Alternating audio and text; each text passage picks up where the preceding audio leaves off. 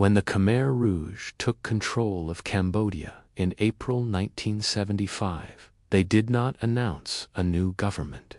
They announced the end of the old world. Within hours of entering Phnom Penh, armed cadres ordered the city's entire population to leave. Millions were forced onto the roads, told the evacuation would last only a few days. It never ended. The leaders of the Khmer Rouge, led by Pol Pot, believed Cambodia could be reborn through radical agrarian communism. They called this transformation Year Zero, all history before it was considered corrupt. Cities were seen as centers of decay.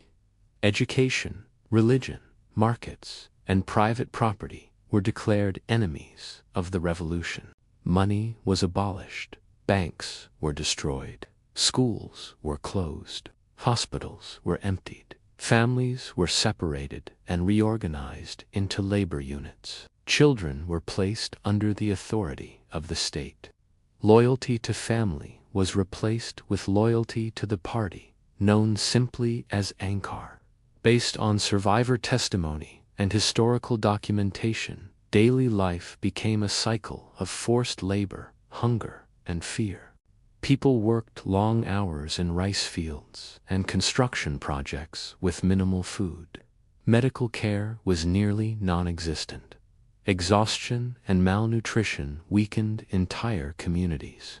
The regime targeted anyone considered a threat to its vision. Intellectuals, teachers, doctors, monks, and former government officials were singled out. Even wearing glasses could be interpreted as a sign of education and lead to execution. Ethnic minorities and religious groups were also persecuted. Arrests often occurred at night. Those taken were rarely seen again. Many were sent to security prisons, the most infamous being S-21, also known as tool slang. Their detainees were interrogated under torture and forced to confess imaginary crimes. These confessions were used to justify executions and expand internal purges. Outside the prisons, mass execution sites emerged.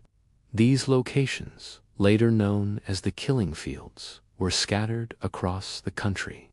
Victims were often killed with farm tools to save ammunition. Bodies were buried in shallow graves. Silence and secrecy surrounded these sites, but their scale was immense. Fear was constant. Neighbors were encouraged to spy on one another. Children were taught to report disloyal behavior, even within their own families. Trust collapsed. Survival depended on obedience and invisibility. Many learned to hide their past, their beliefs, and even their emotions. Food shortages worsened over time. Although Cambodia was an agricultural country, unrealistic production targets and poor management led to famine. People survived on thin gruel and foraged plants. Starvation became one of the leading causes of death. The Khmer Rouge leadership remained largely isolated from the suffering. Decision-making was centralized, secretive, and absolute. Internal paranoia led to repeated purges. Even among loyal cadres, the regime consumed its own, weakening itself while intensifying violence. International awareness of what was happening inside Cambodia was limited. The country was closed off. Refugee reports were often dismissed or misunderstood. Cold War politics further complicated responses. For years, the scale of the atrocities remained hidden from the world. In late 1978, Vietnamese forces invaded Cambodia, responding to border attacks and regional instability. Within weeks, the Khmer Rouge regime collapsed. In January 1979, Phnom Penh was liberated. What Vietnamese troops and survivors found was a devastated country filled with mass graves, abandoned cities, and broken families. By most scholarly estimates, between 1.5 and 2 million people died under the Khmer Rouge, out of a population of roughly 7 to 8 million. Death came through execution, starvation, disease, and forced labor. The exact number can never be known with full certainty, but the scale is undeniable. The aftermath was slow and painful. Cambodia faced immense challenges rebuilding institutions, restoring trust, and caring for survivors. Justice came decades later through international tribunals that prosecuted senior Khmer Rouge leaders. While limited, these trials acknowledged crimes that had long gone unanswered.